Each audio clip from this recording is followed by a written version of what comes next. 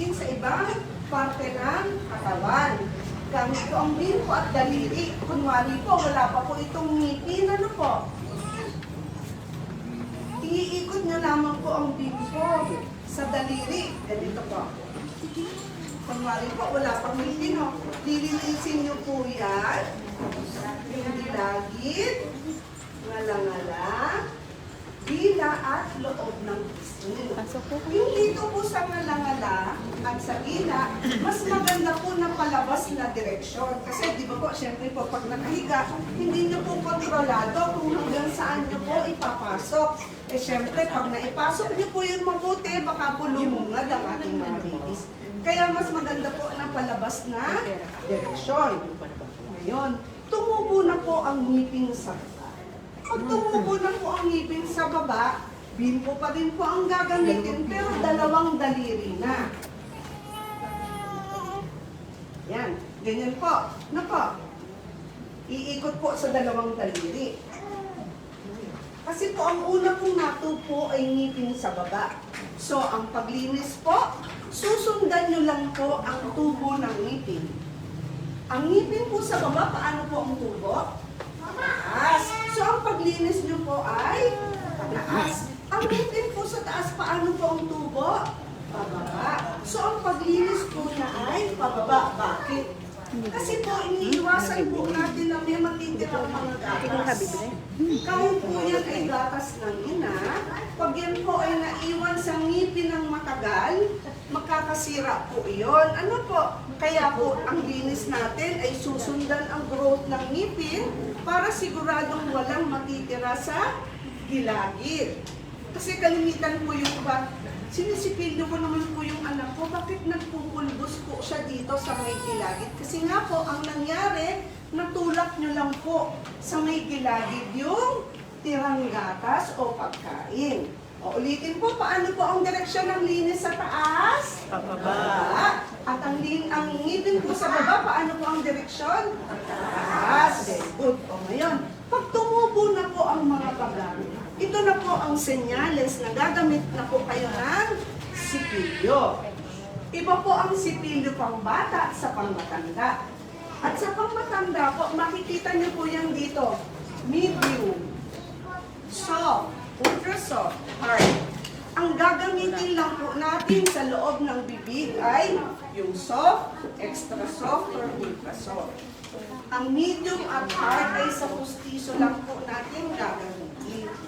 Kasi po, yung iba, ang dahilan po nila, pag hindi kasi medium or hard, parang hindi po nalilinis. Magandang umaga po. Malilinis po talaga Dito po yan sa Health Center Santo Tomas po. Ano po? Immunization Day po ng mga bata.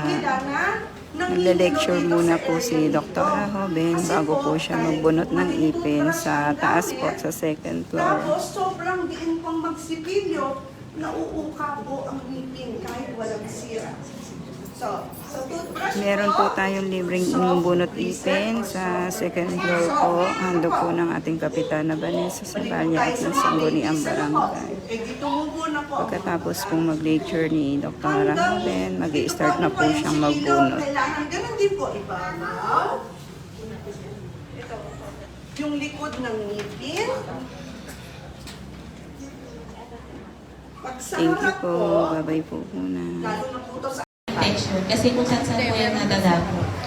Bali, yun po,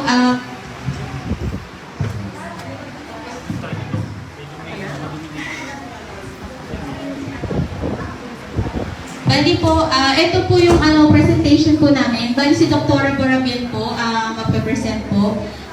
Ito po yung sa hakab po. Palakpakan po natin si Dr.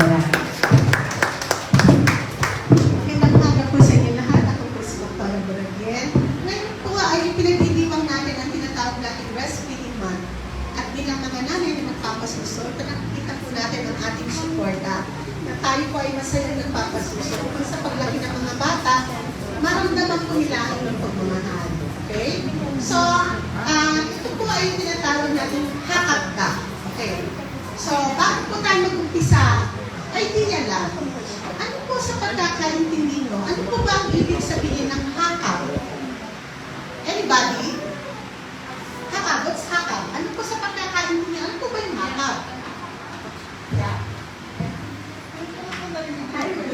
The first time. Sino ba yung naiisip nila na, siguro ganito po yun. Ano kaya yung sabihin ng makeup? Kasi sabi, makeup ka. Hindi, makeup ka na yan. Anybody? Try. Pagpapasuso. Okay, siyempre. Laging may kinalaman sa pagpapasuso. Okay? Masalamat po. Meron pa kung gusto mag-try. Ano po ang makeup? Walang mali at walang tama. Kailangan ko ay pare-pareng opinion. Sino po? Hindi ibig sabihin na sumagot ka, hindi ka, hindi. Maaaring tama to. Sige po, ayun na. Sige po, Doktora Coronado. Doktora Coronado. Doktora, ma'am, ayun po, magsasagot siya. Ano po ang pagkakaintindi niyo ng hakap? Uy. Ma'am, sige po. Ano po pagkakaintindi niyo sa isa lang po mic? Ito po.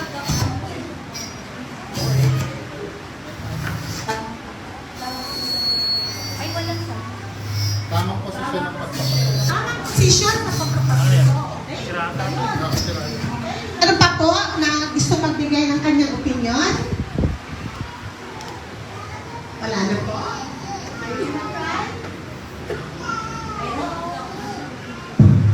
Ayaw na lang sabay yata sa mic. Isa lang.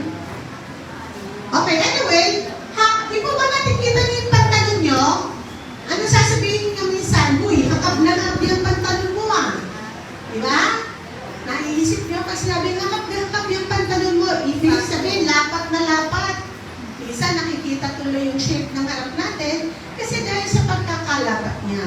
So, ibig sabihin, ito ay yung pagkakalapat ng bibig ng bata sa suso ng kanyang ina. Okay? So, in short, ito po yung latching, breastfeeding.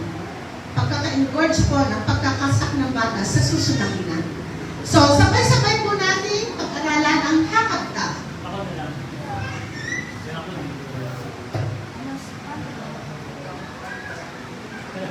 Okay, so, ano po, magbibigay po tayo ng mga kaalaman sa pagpapasuso. Ako po si Doktora Milagros Barabien. Ang pagpapasuso ay ang pagbibigay ng gatas ng ina sa sanggol ng direkta mula sa suso o sa pamamagitan ng express milk.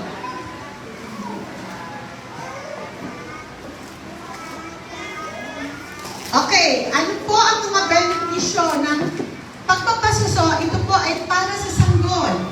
Okay, ano ang mangyayari pag nagpapasuso kayo? Para sa sanggol, ito po ay masustansya at kumpletong pagkain. Ang gatas ng ina ay may tamang kombinasyon ng protina, taba, vitamina, at tubig na kailangan ng sanggol para lumaki ng malusog. Diba sinasabi, pag nagpapasuso kayo, hindi nyo na kailangan dagdag na tubig kasi sapat po sa gatas ng ina. Okay, parang hindi na sabihin, hindi na talaga pwede, hindi na sapat po kasi sa gatas ng ina. Ito po ay panlaban sa sakit o immunity booster. May taglay na antibodies ang gatas ng ina na tumutulong proteksyonan ng sanggol laban sa infeksyon, sipon, o at pagdudumi. Mas mabilis ang paggaling at pag-unlad, mas mabilis gumaling ang mga sanggol kapag may sakit at mas maayos ang brain development. Mas mababa ang panganib ng allergies at asthma. Ang mga batang pinasususo ay mas bihirang magkaroon ng allergy, hika at iba pang condition sa paghinga. Bawas panganib ng obesity at diabetes sa hinaharap. May mga pag-aaral na nagpapakita na ang pagpapasuso ay nakabakain ng tama, may sapat po bang fluid ang katawan nyo. Kasi minsan, tayo po pala ay may problema rin sapagkat wala tayo masyadong mabigay dahil kayo po mismo ay dehydrated. Nakikita po namin yan sa ibang hinanan. Alam niyo, yung iba talaga mahihirap na hina. Wala rin hindi sila kinakain. So, nilibigyan nila nutrition. Sabi sa ayaw nga pala, hindi ako kumain. Ayaw nga pala, hindi ako umiinom. Diba? So, maaaring kulang ka sa dalas ng pagpapasuso, huwag kayong magbibigay ng milk formula, kumain kayo ng tama. At ito pa po isang tip. Hindi po ba pag nagpapasuso kayo, hawak niyo ang bata, nakasandal siya sa dibdib niyo, kung kayo ay nagpapasuso at galit kayo, ano niyo? Inis kayo sa asawa niyo, nagugutom kayo, anong tendency sa heartbeat niyo? Tutug. Anong gagawin ng bata? Ay, bibidro yan. Nagugulat siya sa dibdib niyo eh. Kaya ang pagpapasuso puso ay may kahalong saya, tuwa, at pagmamahal. Huwag yung paingilawin yung pagod at ina ng ina pag nagpapasuso kayo. Dapat ang nararamdaman ng bata ay tibok na masaya ina. Kung nagagalit kayo, nagugulat siya. Yan kapag ano. Bye-bye! Sino po yung next sa ate? Ito.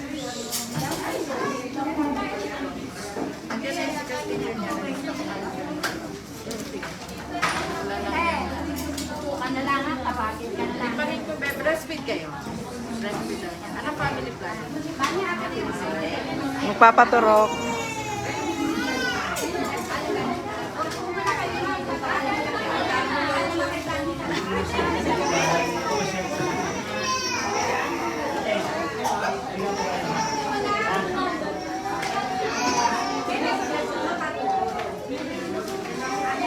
So dahil papunta mo na dito yung susunod ah.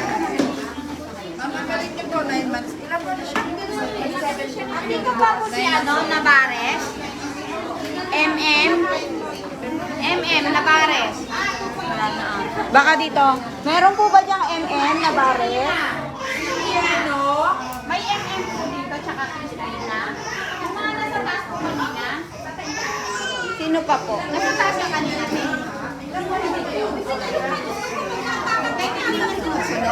Tempo pa yung pangalan. Mapapataas lang. Napakadigat pa naman. Morning, baby. 37.3, 5.9.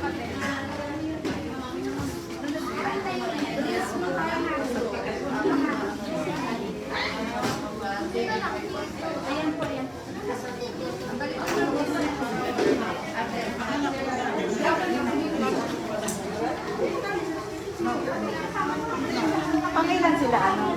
Sila Kuya Rafi. Ano? Pangilan sila.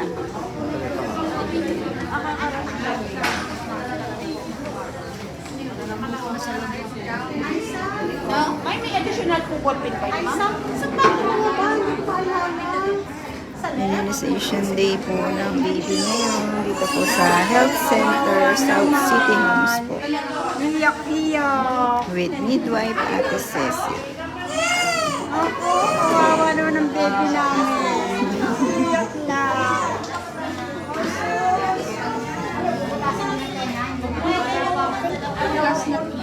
Dito po, last na pin. Kayo po yung last na pin, ah? Dito po.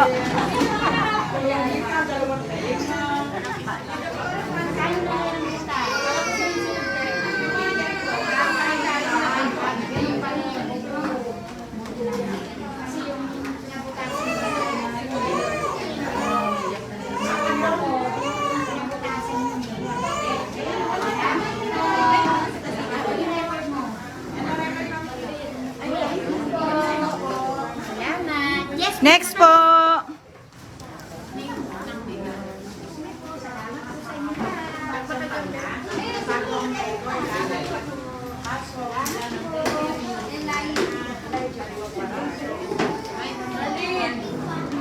ka ba talang ballpen?